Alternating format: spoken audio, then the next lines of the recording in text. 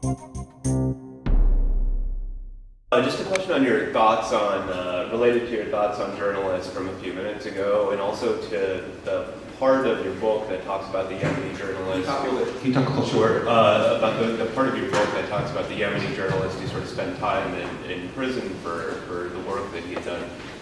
If people here are interested in these sorts of issues, what are ways that journalists, like non-Western journalists, like these people, could get a platform to get some of their investigative work out in sort of Western outlets? Are there sort of things that people in the tech world or in journalism here do to create some sort of conduit so that the people doing work in these areas, a conduit kind of like your book, I think, provides that sort of platform too for people, but other ways, what might be some ways to do that?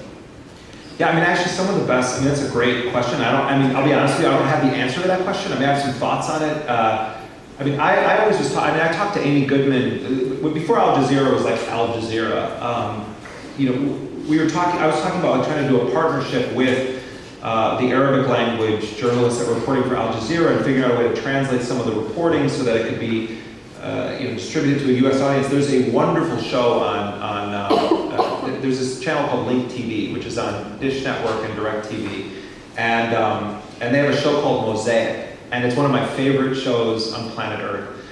It's a half-hour program every day, and what they do is they translate broadcasts from throughout the Muslim world in multiple languages. They translate the work of journalists, television journalists from around the Islamic world into English, and they air it every night. And it's one of the most fascinating, informative half hours, and we get a real sense of this non-American centric way of viewing the world. I mean, even those of us who are sort of anti-war or whatever, against certain policies, we tend to see the entire world through the lens of the American empire.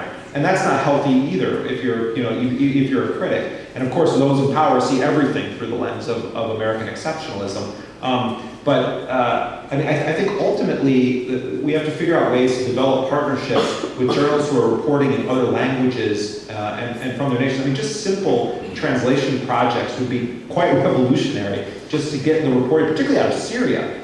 I mean, anyone who can read French knows that the coverage of French journalists in Syria right now is far superior to American or British journalists. And yet almost none of it ever gets picked up in the US media. A French journalist interviewed Assad a week before Charlie Rose sat down with him, and I saw almost nothing about it in the US press. It got picked up here and there a little bit, but I think part of it is sort of cultural imperialism, and I mean, I learned so much from reading the journalism of Yemeni journalists, for instance, or communicating with Somali journalists.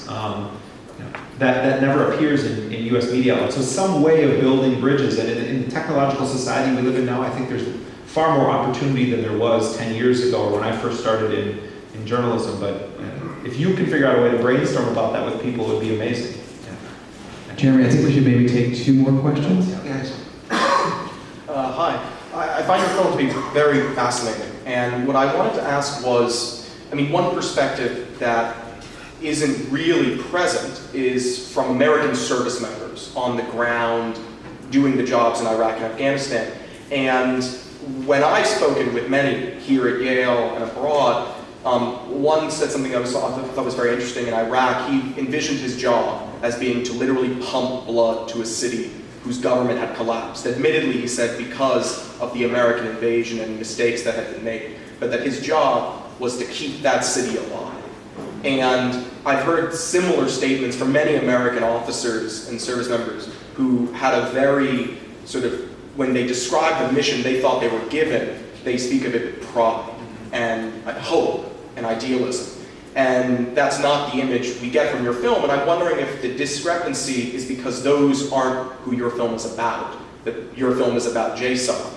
And there seems to be a very big divide between the mass of American military force and JSOC. And I'm wondering how you think the administration, like in your personal opinion, is reconciling this force that perceives its mission as to keep Iraq and Afghanistan in order and to bring rule of law and all these other laudable goals with night raids and drone strikes and these kinds of attacks? That's a really, it's an interesting question. I've also had those conversations, with friends who are in the military and were in the military. I think sort of what happened is that there emerged a reality where there were two wars. Where you had the conventional forces that were being sent to build water purification and try to do what they called counterinsurgency, and you're winning hearts and minds, and you're building a school here, and you're doing all of that. The vast majority of people in the U.S. military were sort of deployed in operations like that, or they were hanging out on the base, or they were patrolling a neighborhood, or they were trying to work with the local police. And I think that that was the perception of what the mission was to a lot of those guys. And what we tried to do with our film, we weren't trying to tell the whole story of the war on terror, or the whole story of what U.S. policy is in Iraq. We were trying to look at something that I think has been concealed from broader public awareness.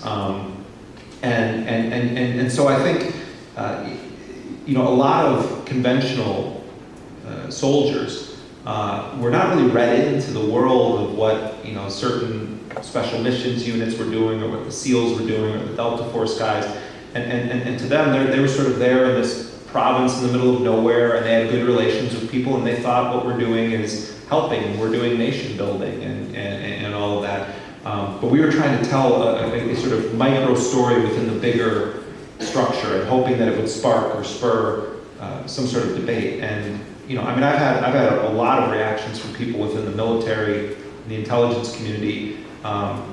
Some people saying, I think you're full of shit, and some people saying, I think that you're right with a capital T truth, but we're constantly forced with small t truths on a micro level. They're telling us these people are engaged in a plot, and we're told that if we don't take them out, that it's going to be successful.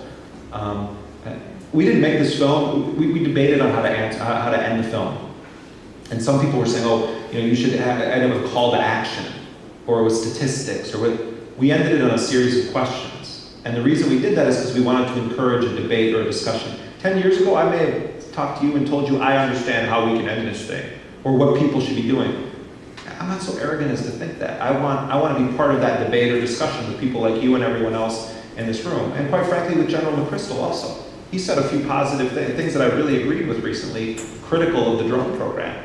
And I give him credit for having said it. But I also think he should have to answer for things that he's done, as all of us should. So I want to be part of a dialogue, not be the person who's telling everyone how to think.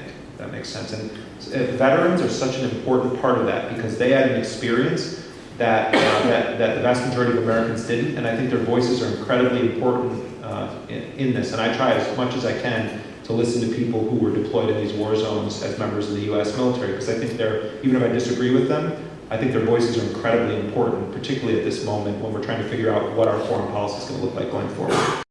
It was a spectacular documentary, by the way, but I've come across many encounters where I've encountered Islamophobia, I guess, is what I would call it. It almost seems to stem from a misunderstanding of much of the religion itself, and it almost breeds this sort of hate directed at the entire population of Muslim religion, resulting in mass stereotyping. This I find to be almost apparent sometimes in American culture. This is a two-part question. First, where do you think this kind of perpetuates from?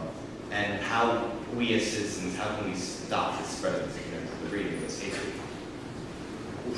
That's it. Obviously, a very valid question. I don't know. I don't know the answer to that, where it stems from. I like reading those polls of what Fox News viewers think about the world. It's kind of fun sometimes.